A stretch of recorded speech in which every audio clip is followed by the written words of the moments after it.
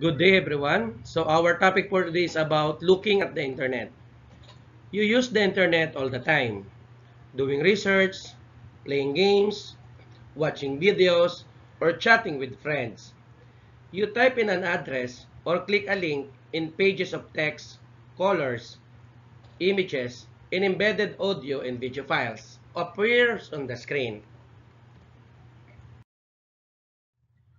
So this will be the intended learning outcomes. At the end of this video presentation, you are expected to describe the nature of the internet, describe packets and how they make their way across the internet, differentiate between public and private networks, specify a network location in Windows, describe the function and characteristic of IP addresses, understand in the domain name systems, describe domain types, identify parts of a URL, differentiate the internet from the World Wide Web, describe the role of HTML, CSS, and hyperlinks, use a web browser, describe different browsers, work with browser settings, describe browsing functions and features, use bookmarks, favorites, handle pop-up, cookies, and browser cache, understand browser extension, and describe website or web page standards.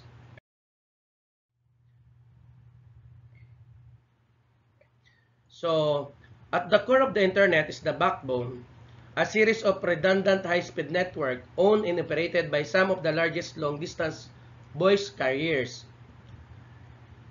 Companies that operate networks on the backbone are called Tier 1 providers. Tier 1 provider networks connect with one another at internet exchange points located along the backbone, and high-speed backbone routers keep network traffic moving. Anyone who wants to access the internet must ultimately connect to a tier provider network. Typically, this connection is supplied by a local internet service provider such as cable or DSL company. These local ISPs negotiate with tier 1 providers for internet access.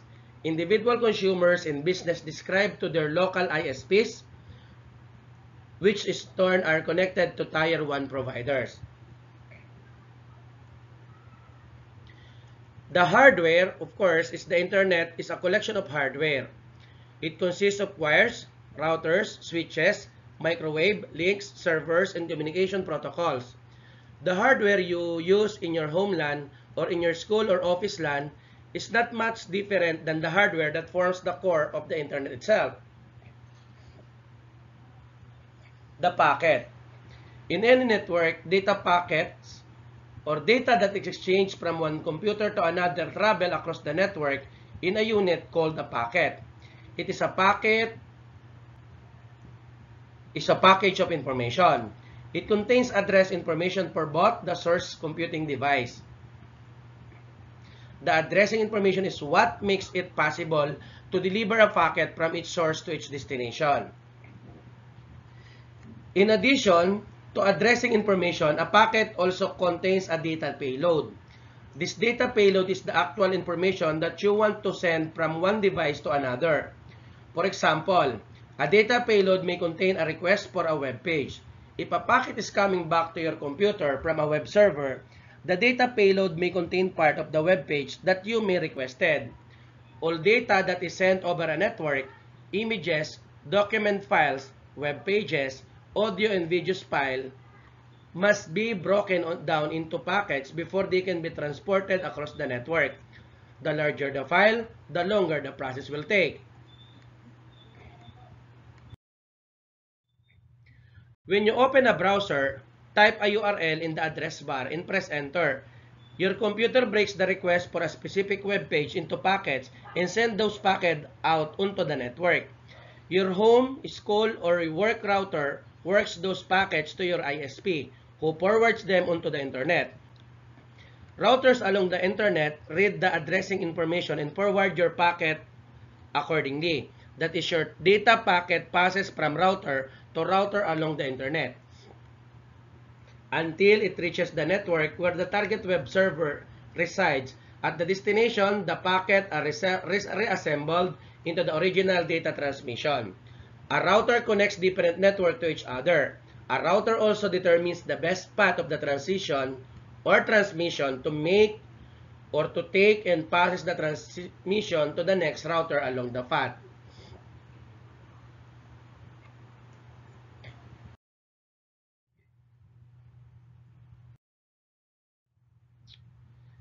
Again, Internet is a wider network that allows computer network around the world run by companies, government, universities, and other organizations to talk to one another. Arguably, the most important thing you should understand about the Internet is that it is a public network. In fact, it is often referred to as the public network.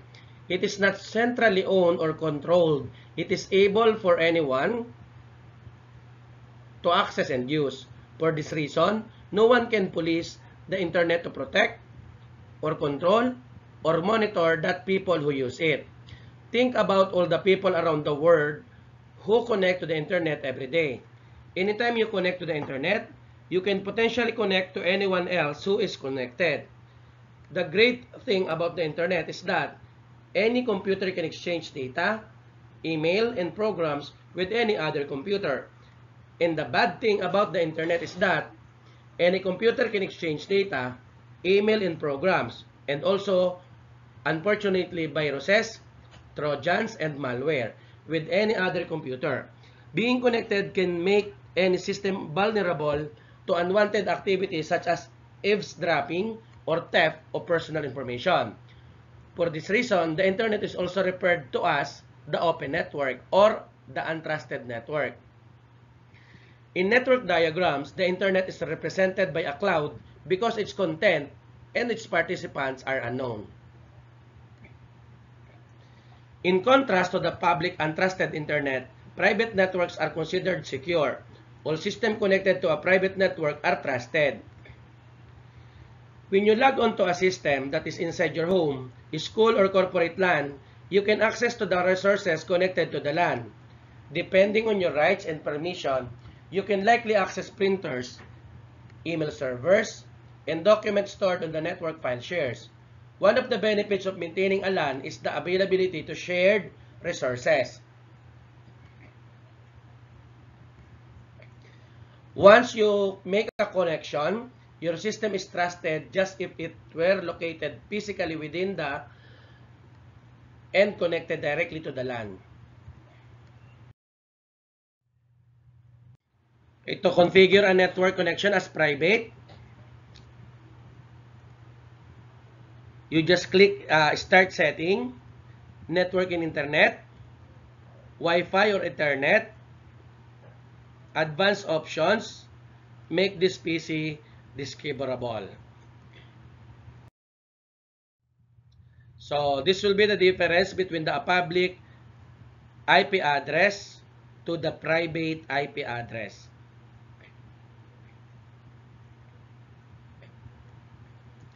The Internet Protocol address is a numerical label assigned to assign each device connected to a computer network that uses the IP for communication. An IP address serves two main functions, either host or network interface identification and location addressing.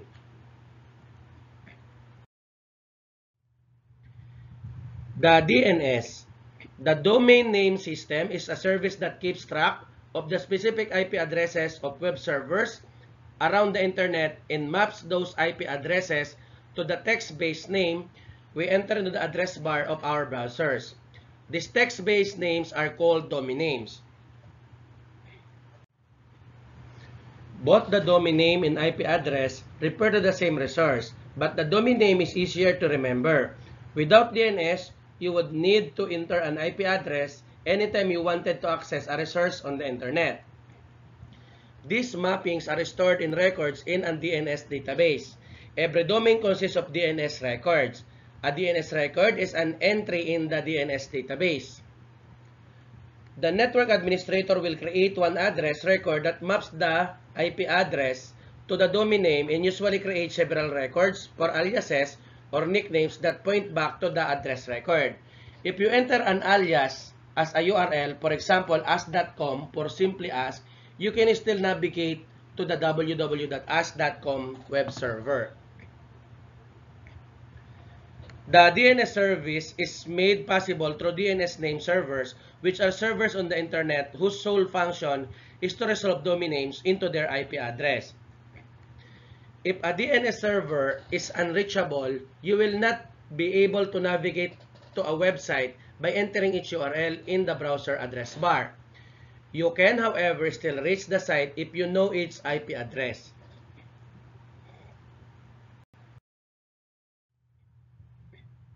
So, a typical domain name consists of 3 labels, separated by periods and dots. So, www is a server name, CCI Learning is a registered domain name, and .com is the top level domain name. So, this will be the definition.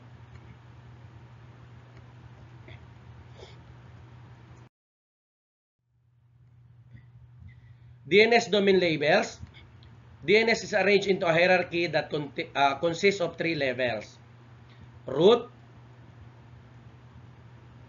top, and second. The root level domain is the top of the hierarchy and contains entries for each top level domain. So the top level domains, there are 2 main groups of top level domains.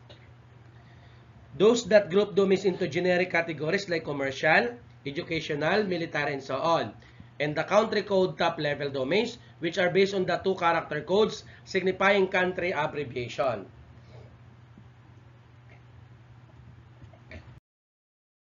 So, the original 7 generic top level domains are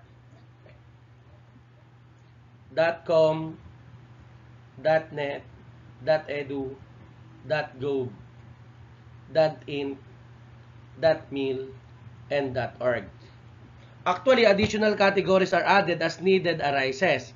Example, .aero, .biz, .info, .jobs, .pro, and .travel. So, the country code top level domains.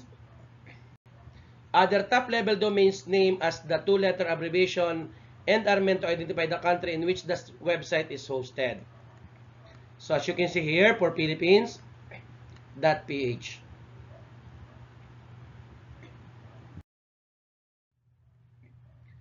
The second level domains, a domain name registered by the company that owns it, and the categories of the top level domain.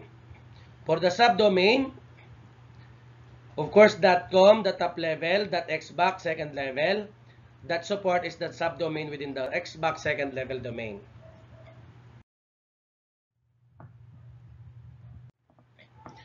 So, the text-based website address, you type into a browser address bar is called a uniform resource locator. A URL is the global address of a resource on the World Wide Web. A URL consists of 2 basic parts, a protocol identifier and a domain name.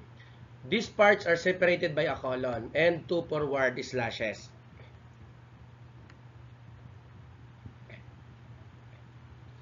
So, protocol identifier.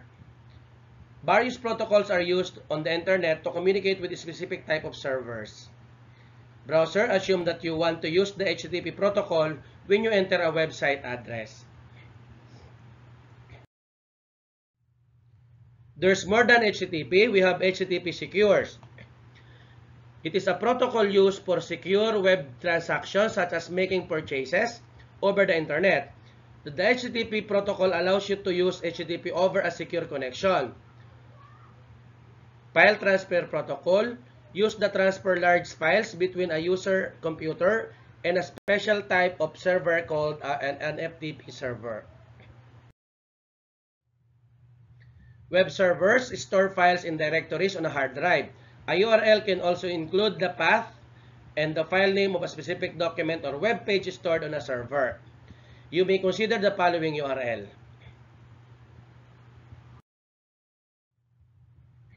So, what is the World Wide Web? The World Wide Web, commonly known as the web, is an information system where documents and other web servers are identified by the URL, which may be interlinked by hypertext and are accessible over the internet.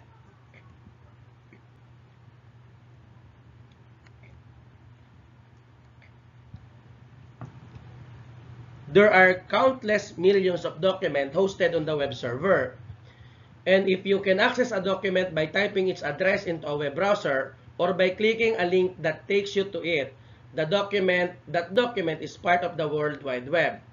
Documents hosted on a web server are generally referred to as web pages, and web pages usually contain links or hyperlinks to other pages located on the web server around the internet.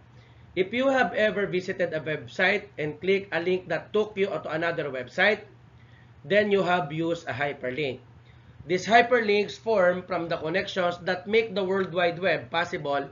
Web pages around the world are connected to another hyperlinks.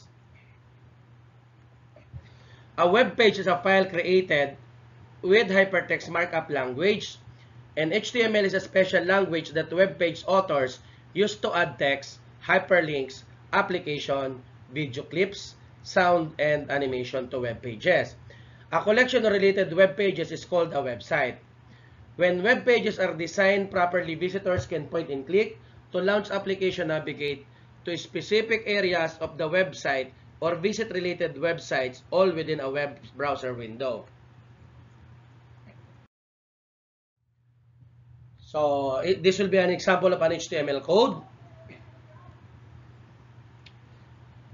Again, HTML stands for Hypertext Markup Language, a standardized language used to create web pages.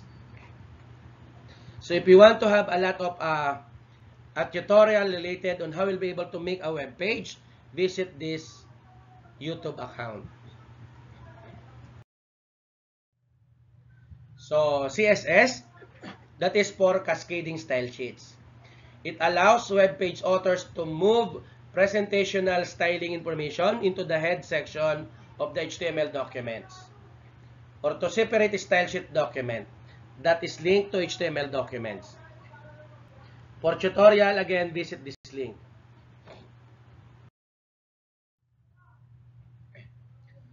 The World Wide Web is based on the collection of documents which are connected to one another through hyperlinks. You can click a hyperlink in a web page to move another web page or to a particular section within the current web page. A hyperlink is a reference to data that is located somewhere other than the present location. A hyperlink can point to a whole document or to a specific element within a document.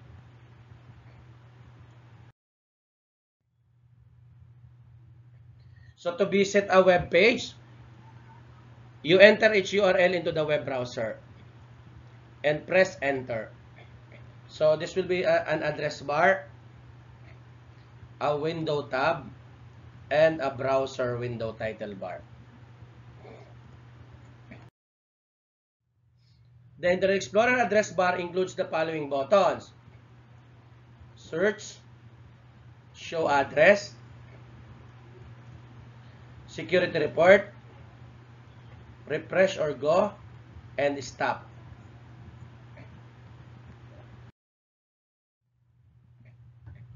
Browser windows support horizontal and vertical scroll bars that display when a window is too small to display all the contents of the web page. The following figure shows a browser window with a vertical scroll bar. So this will be the scroll bar actually. The scroll bar. A scroll bar consists of three parts: an arrow button at each end of the bar, a scroll box, and the scroll area.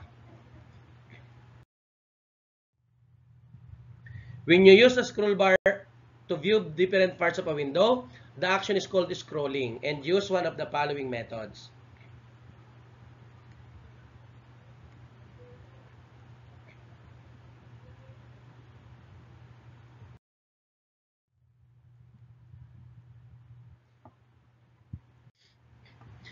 So, browser windows include the standard minimize, maximize, restore, and close control buttons in the upper right corners. So, the control buttons change the way a currently open window displayed.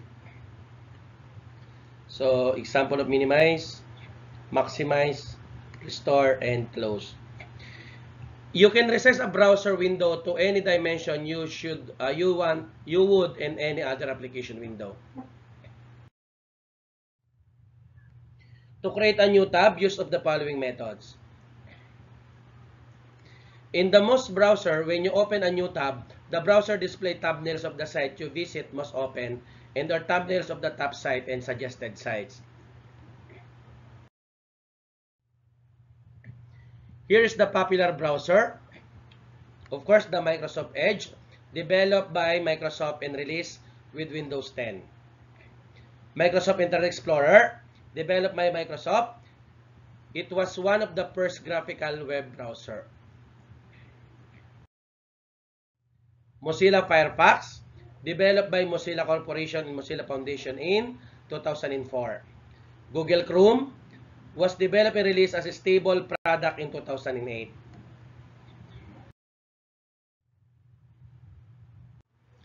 So Apple Safari, for those who are using Mac, this web browser was originally designed for Apple computers. Opera released its web browser as an individual product for download or as part of the Internet suite of products. So, browser navigation tools, we have back, forward, and refresh button. So, the back button moves a back one page. Forward button moves ahead one page. Refresh button reloads or redisplay page. So, the symbol use of these buttons are fairly universal. The following table illustrates how the buttons appear in various browsers. If a menu bar is available in the web browser, it can usually be displayed by pressing the Alt key. So, home page and start page. So, a browser starts page is the page that displays by default when you open the browser. So, the classic home button generally looks like a house. So, this is for Microsoft Edge, IE, GC, and MF.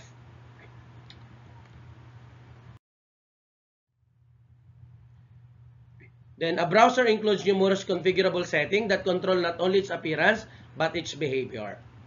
So, for Microsoft Edge, this is for Google Chrome.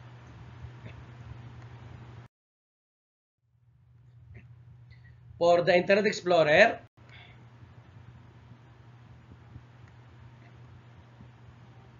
and this will be the home page section of the general tab. Then after doing all those steps, click apply button. Setting a home page in Microsoft Edge, then for Google Chrome.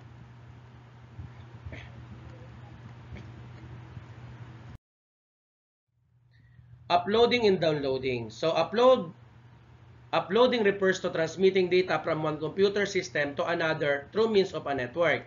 Common method of uploading include uploading via web browsers, FTP clients, and terminals. Uploading can be used in the context of clients that send files to a central servers.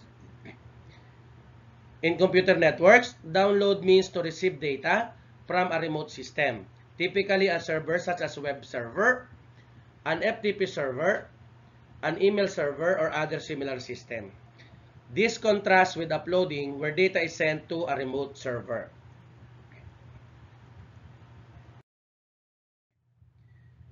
File size and storage capacity are measured in bits and bytes. So, bit, byte, kilobyte, megabyte, gigabyte, terabyte, petabyte.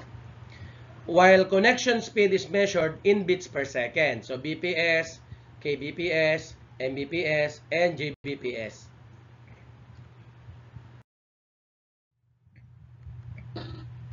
The following table from Apple support page compares estimated download times for downloading content from iTunes over 5 Mbps connection and a 1 Mbps connection.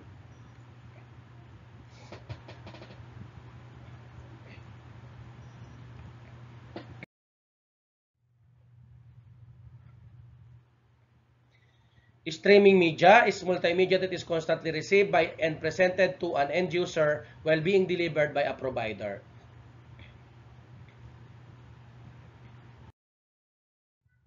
To change the default search engine for address bar, search in Microsoft Edge. So this will be the process. For Google Chrome, okay, so this will be the steps. Favorite and bookmarks. If you visit site frequently, you can bookmark the site so that you can visit it without having to enter its URL. When you bookmark a site, you save the site's URL in a folder created especially for storing bookmarks. So, in addition to storing these URLs in a folder, you can add bookmark site to favorite bar or bookmarks bar, which can be displayed in the main browser window.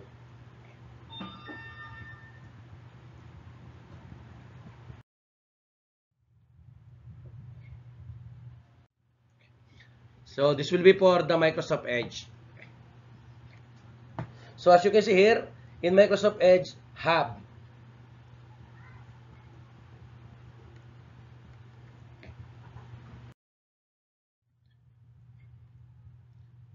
This is for, of course, you can also specify where you want to save the bookmark. You can save it in the favorites folder or the favorites bar. Click to save the bookmark. For Google Chrome, of course, this will be the process.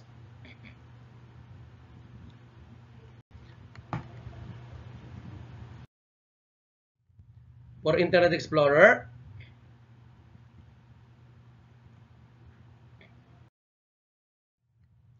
so to bookmark a site in Internet Explorer, click the Add button in the Add and Favorite dialog box to add a bookmark for the current site to your favorites. So browser include a management tool for working with bookmarks. So deleting bookmarks. So this will be the process.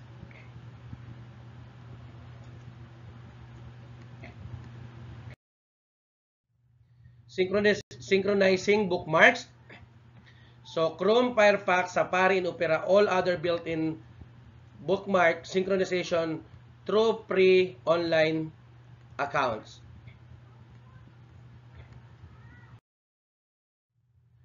This will be the handling pop-ups. To eliminate the need for interacting with pop-ups, browser include built-in pop-up blockers. So, in Internet Explorer, how to block the pop-up. So, okay, this will be the steps. This will be the steps for Google Chrome. So, to turn off the pop-up blocker or on off the Microsoft Edge, click More Settings, View Advanced Settings. Cookies. Cookies are small text files placed on your computer when you visit a website. So there are various types of cookies. We have first party, third party, and session cookies.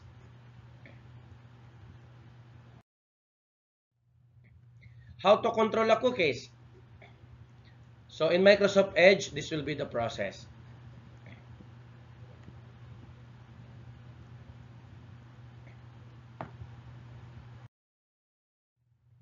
Autofill or autocomplete.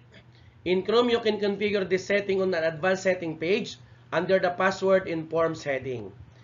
In Internet Explorer in Edge, this feature is called autocomplete.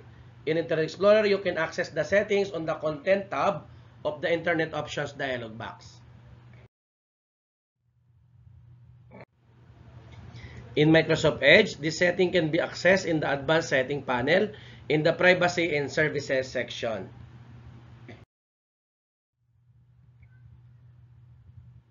Okay, for the browser cache, it is a folder in your hard drive that stores download files. The cache improves your browser performance because it allows you to view previously accessed web page without having to request them from the server again. If you are viewing a page that includes dynamic content, such as the current status of an airline flight, and you notice that the information has not changed since you last viewed the page, your browser may be showing a cache page.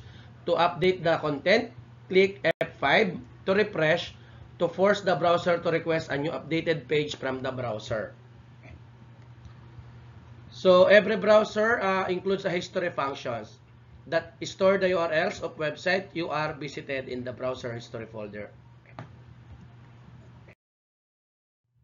So this will be for Google Chrome, for Internet Explorer, and for Microsoft Edge. In deleting the browsing history, to delete your browsing history in Chrome, click Customize in Control, Google Chrome Settings, Show Advanced Settings, then in Privacy section, Clear Browsing Data. Configure the option as desired, then click Clear Browsing Data once more.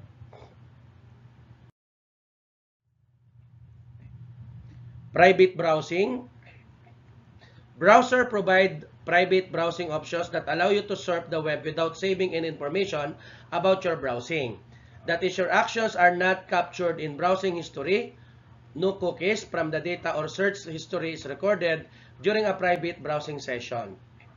Private browsing session in Google Chrome takes place on incognito files. For Microsoft Edge, in private.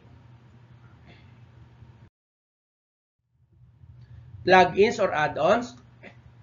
In order to present the interactive multimedia so abundant on the web, a browser may require applications that extend its usability. These applications are called plugins or add-ons. In browser apps, it is a web-based type of browser extension. It is designed to extend the functionality of a browser by linking it to web server.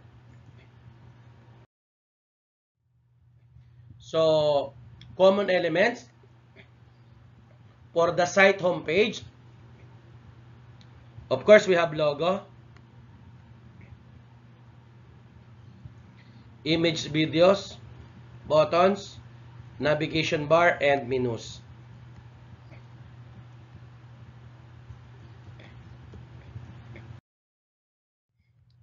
So, breadcrumbs. It is a type of secondary navigation scheme that shows the user location in a website. Then widgets. Some websites include web widgets. It is a small self-contained program that a web designer can add to a web page. It can run inside a container and contain for the widget comes from an outside source, but it displays within its container on a web page.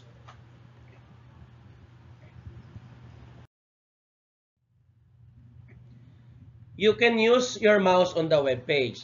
Either, of course, the following table describe how mouse actions are generally used in the web pages. You can use single click, double click, delayed click, pointing, mouse over, and drop and drag. So standard pages, the layout and design of a website is the control of the web designer. However, there are a few standards pages that you may expect to see when you visit most commercial websites. So commonly the content of the website, about us, privacy policy, login page, and online store. And of course, at present, we have data privacy. So at the bottom, sometimes, you may be able to see some data privacy notice.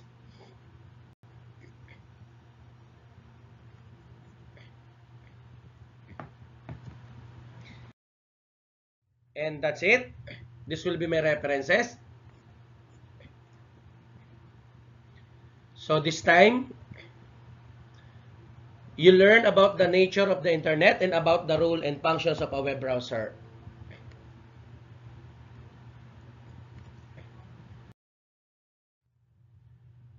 So,